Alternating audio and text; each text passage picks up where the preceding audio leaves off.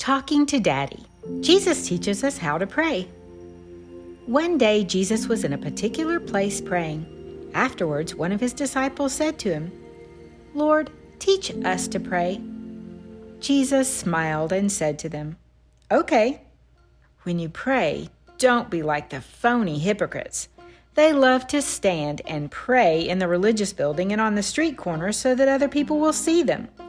But being seen by men is the only reward they'll get from that. But you, when you pray, go into your room, close your door, and pray to your Father who is in secret. And your Father who sees what is done in secret will reward you. And when you pray, don't repeat the same words over and over and over again like the people who don't know God do. Using lots of words is not what makes God hear you, for your Father knows what you need even before you ask Him. Instead, pray like this.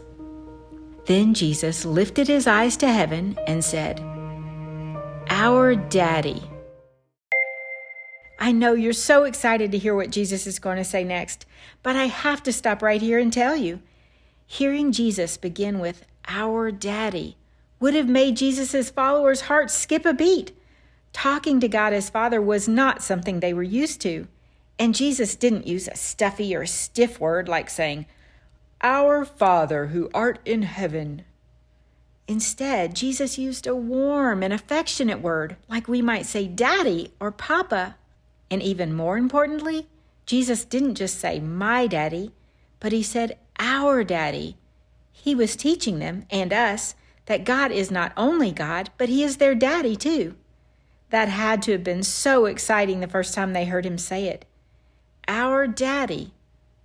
I imagine Jesus peeked around at each of those people sitting around him just to see the look on their faces. Our Daddy, may your name be treated as special and so otherly different. May your kingdom come and what you want be done. Let things here on earth become just as they are in heaven. I just know these words made their spirits soar. This would have been what they wanted more than anything. Give us the food we need for each day.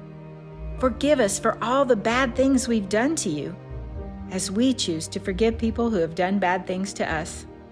And help us to not even think about doing bad things, but save us from that evil, conniving Satan that wants us to do the bad things.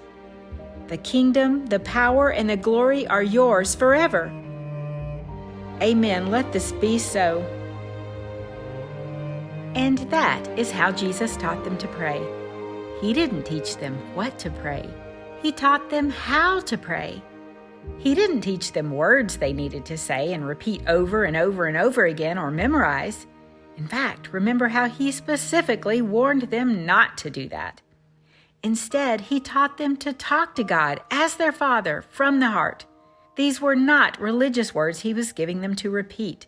It was a path into life with God, teaching us to talk to our Daddy with affection from the heart, teaching us to recognize His holiness and to be respectful, teaching us to talk to Him about His big plan and what He wants to happen on this earth, teaching us we can ask Him about our needs and ask Him to forgive us and keep us out of evil trouble, and then just teaching us to be a worshiper.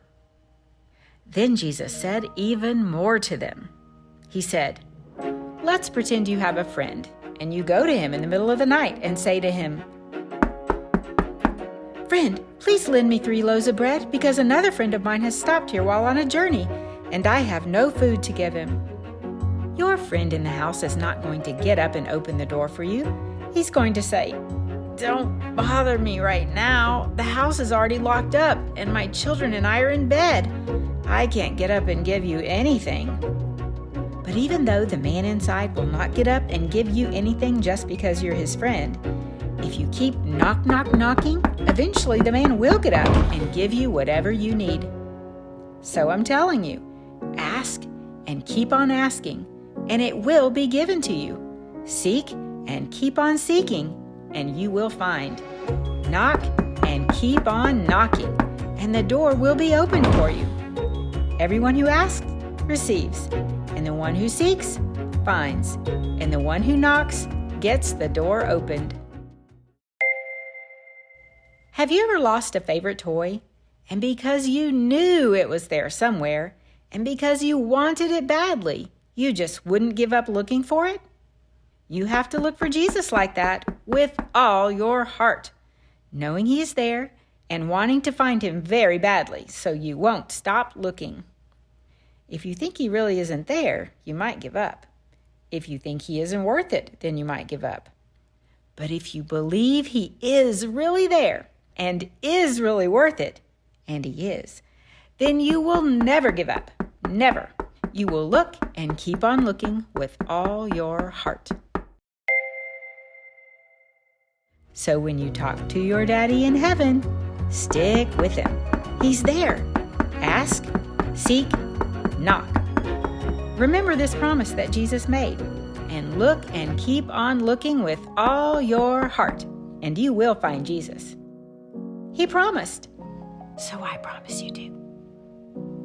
Do you know another way I know that He will open that door?